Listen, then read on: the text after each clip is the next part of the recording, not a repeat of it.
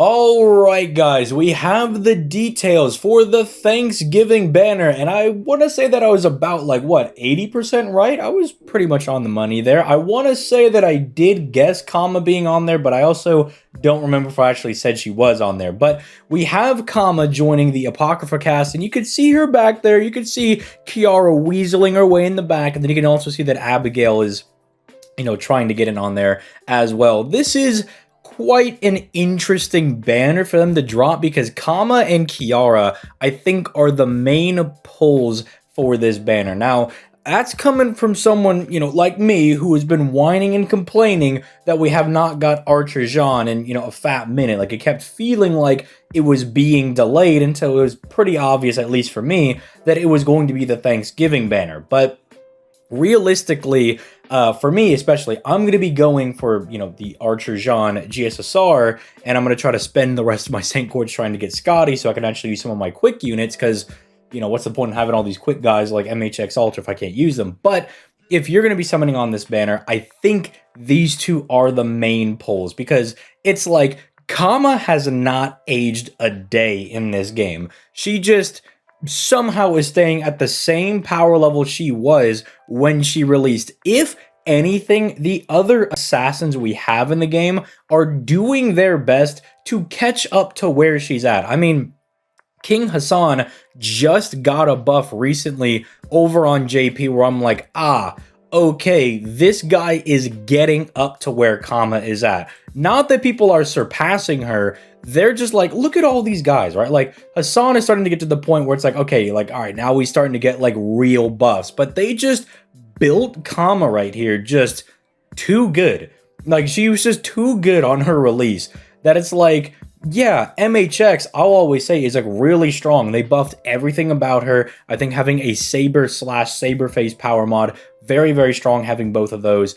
But it's just, why would I use her over Kama? It's like, yeah, her natural damage is a little bit higher, but this is just a more well-rounded, stronger unit as a whole. I mean, dog, she's got like 3+ effects on all of her kits, except for this, right? Except for this. This is like the only thing she doesn't have 3 effects on, but everything just has good stuff going. Like, this is more of like she's like maybe a couple of years ahead of her time in the way that she's built, because you just have like the strong overcharge that's targetable, didn't need to be targetable, but it just ages better. She's got a heal, which is just nice, and it's a massive heal. This is bigger than like most heals we get nowadays. Most of the time we get like a 3k heal. They said, screw it, give her 4k.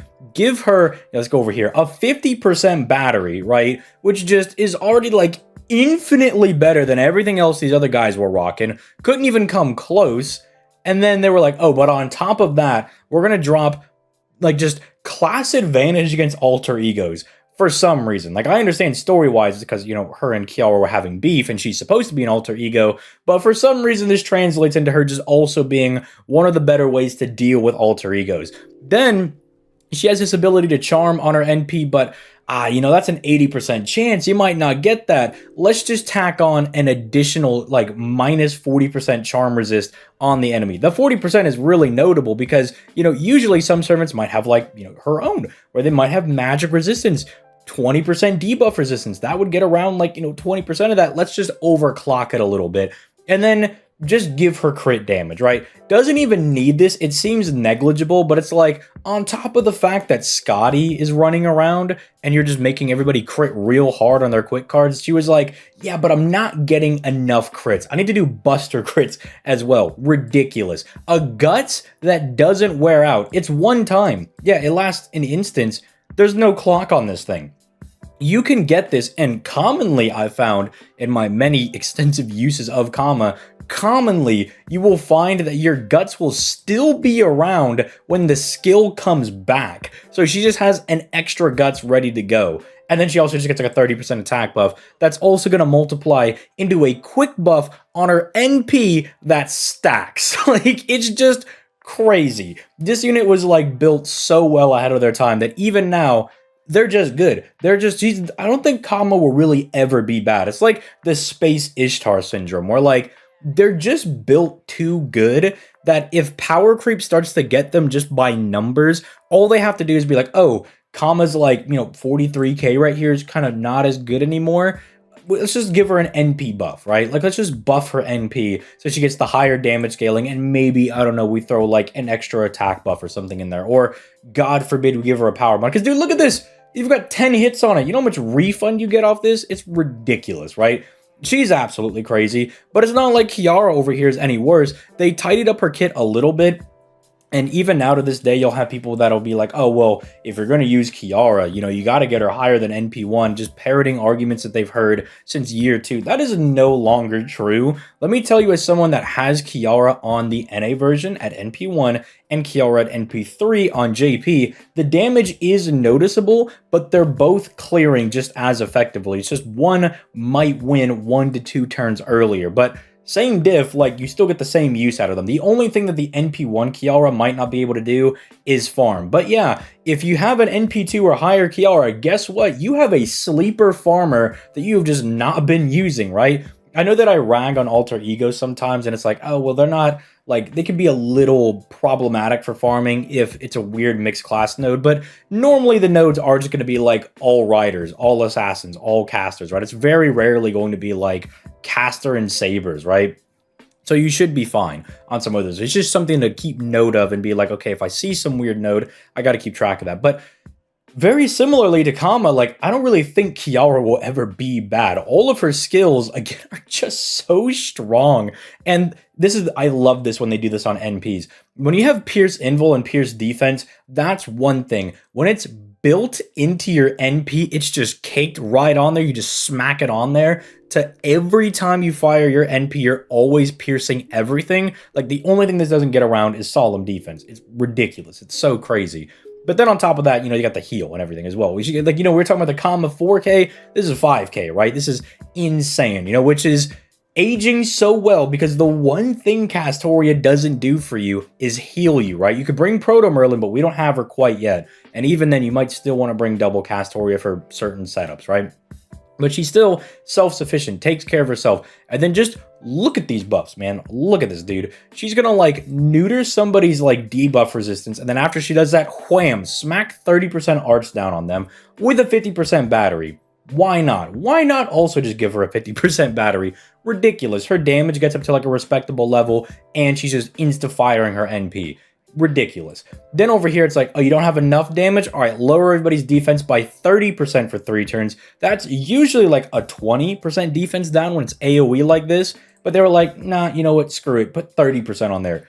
And then just yeets all of their buffs for no reason. For absolutely no reason. Yeets all of their buffs and drains all of their NP gauge. It's ridiculous. It is ludicrous on, like, a boss killing servant like this. And, you know, she's AoE. He's like, oh, well, maybe she's not that good at boss killing. Let me tell you, yeah, like I was saying, you can still do it with NP1. It might take you a couple of extra turns, but if you do invest in that NP2 to 3, AoE or not, she's going to get that job done. She's going to cook. And then, just ridiculous. They were like, yeah, instead of giving her, like, the self-stun that, say, like, Tamamo used to have on her 3rd skill until they fixed it on JP, instead of having that, she just gives herself the invul for survivability, the crit damage, which I've heard some people be like, oh, you don't use this for the crit skill. You could still take advantage of it. Like, obviously, you use it for, like, the invul or use it for the NP gain if you're farming, but if you have stars floating around and you pop this up, her crits can look, like, decently nice. Like, a 50% crit buff is not bad. I don't know why some people are, like, delusional and like, well, even though she has a 50% buff, it's not doing that much. It's like, no, I'm not saying she's, like, you know, gonna be Super Orion over here, like, critting for 1,000,000 damage, but, you know, you could reliably, you know, break some bars, do some good damage, because that is a waiver crit buff, right? Like, you're not going to tell me that the waiver crit buff is bad. And then she also, just for the turn, debuff resistance, you know, so better chance of whiffing, like, stuns and charms and attack downs and all this annoying stuff. And then she buffs her healing rate, so that this is just completely off. But you fire this whenever you fire your NP, you are offsetting the 3K, because you're not only getting 5K back, which is more than this, but you're just even getting more than that, because this is 50%. So you're healing, like, that is 7,500, right? Because 50% of that would be 25, add them together. You just completely offset that. It's ridiculous. Plus, okay, and this is not even, like, her own debuff resistance, right? Like, she already has, like, well, I guess it's not that much, but it is technically a little bit higher. You know, 52% chance to whiff the stuns and everything. So it's ridiculous. And then also that, yeah, they're also just super effective against rulers for some reason as well. Like I get it, it's because of like the lower stuff from like extra, you know, like the saver guy, the Buddha guy, and she's like the anti-Buddha person. He's a ruler, so she's gonna like take him out or whatever. I get the lore. It's still ridiculous. It's still like not necessary. We did not need to do that. It's just crazy. So those are the two main ones. Like if you want to go on this banner and you're like, I would rather summon for Kama or Kiara over getting like an extra copy of Melusine, getting Scotty, or summoning for Tai Gong or something, I think it's worth it, right? Like, I think it's absolutely fine. I could see you doing that. Melusine, I think, is probably the strongest unit that's upcoming. I would say more than Scotty, you're going to get more value out of Melusine as like a arts DPS slash a buster farmer, right? She just does too much. She's too good. But I wouldn't say that like these guys are, you know, so abhorrently worse than Melusine that going for like Kama instead of summoning for Melusine if you don't have her is like you're completely wrong. You can't do that, right? Like I could definitely see the reason that you'd be like, oh, I'd want to go for Kama because one, she's a Sakura face, and I know you people, you guys are simping for these Sakura faces, and I can't lie, the Sakura faces are pretty cute. Have you seen Durga? But also, if you're just going to use Kama more than you'll use Melusine, like maybe you're just not a fan of buster farming, maybe you don't like using arts DPSs, you like the quick DPSs, you like genning a bunch of stars, then I could definitely see you going for Kama. Same thing for, you know, Kiara over there. If you're going to have more fun using Kiara and just booty blasting every boss that comes like 2 miles in your vicinity, right? You just obliterate them, then, you know, you just use them. Now, I do have like Jean Archer and Astolfo Saber pulled up over here because I'm like, they're like kind of also pretty good. Like Jean Archer's a solid farmer and Astolfo Saber's also like a solid DPS, but unfortunately I came to the realization I'm like, oh, well, I think Astolfo Saber is solid. I just think Kama's better. I think Jean Archer is really strong, but I just think Kiara is better, right? Because it's like, you know, they're both AoEs. They can both farm, like technically, like you could still use Kiara to farm. It's a little bit, you know, you gotta kind of manage yourself a little bit there, but you can get it done. It's not like too bad. It's not like trying to farm with like Saber Nero, right? It's not like abhorrently bad and like borderline impossible. But then she also just has so many applications when it comes to like more difficult content, and she's just so good. So it's like, yeah, the other guys are like nice, and like I didn't even bother pulling up Semiramis or Amakusa over here because it's like you just clearly go for Kama or Kiara over here. They're just insane. That, or you just save for Scotty slash Melusine, who should be coming up in like the next couple of weeks. But if you want to actually like look at the rate ups right here, here they are. Do keep in mind they are coming out in blocks and they are not returning. I believe the original Apocrypha banner, they did rotate. Like, so it would be like they'd rotate through these guys and then they'd all come back. But because they're adding in these dudes over here, you know, like Abigail and them, I don't believe they're doing that. So they're going to leave them up for like 3 days. So make sure if you want to summon for John, you know, make sure you get in there. If you want to go for Kama, she's the very last one. You know, they're giving you as much time as humanly possible because they know Kama's the most popular one, right? So they're like, all right, let's give you guys a couple extra login bonuses. Maybe you hit your like your 30 days thing, you get 30 cent quartz. You know, maybe you get that, maybe get an extra multi or something. You know, that'll be kind of nice. Also, keep in mind, we do have the interlude campaign coming up that will give you extra Saint quartz as well. So do remember for that. To make sure you're doing your interludes, finishing up the event to get yourself a good shot at these units. Finally, there's a last thing I wanted to mention with this. This is a CE that you can pull as the 5-star if you're going to go hard on here. I think this is worth considering if your box is like not as crazy. It is a split CE, but I think the effects are strong enough that if you do want to consider using this one, you know, I don't think it's completely wrong to do so, especially if you can max limit break it. Thankfully, you're probably going to use this with arts guys, right? So even if you don't max limit break it, even just 2 Castoria Charismas will get you to 100%, and you still get an NP gain buff, which might be nicer for some of your weaker loopers, right? Like some of your guys that just don't loop as well. This might be the little bit of a nudge that they might need. I know I just talked about Lancerioma and them, but this might actually be good for someone like them. Also, the NP damage buff is also nice if you don't have Black Grail, and you could still plug suit in someone like Oberon, because Oberon could still take advantage of even a smaller buff like this. Every little bit does help with that third skill, especially when it comes to arts farming. But yeah, let me know in the comments down below who you're going to be summoning on. I'm probably Going to avoid summoning for Summer Jean because I think it's more right for me to go ahead and get Scotty because, you know, I review these units, and so it's probably better if I can review them on both versions of the game because I have her on JP, I just don't have her on NA, but I have different quick units on both. So I'm like, I think it's probably correct for me as like a content creator to go ahead and get Scotty so I have all the supports, but it's also Jean, like, and Jean is insanely cute. So I don't know. I'll let you guys know after I finish my moral conundrum over here. I mean, I got a couple of days, not very many days, but I got a couple. So I'll let you guys know about that. But, you know, leave a like, subscribe, all that good stuff, and I will catch you guys in the next video. You guys have yourselves a nice day. Peace.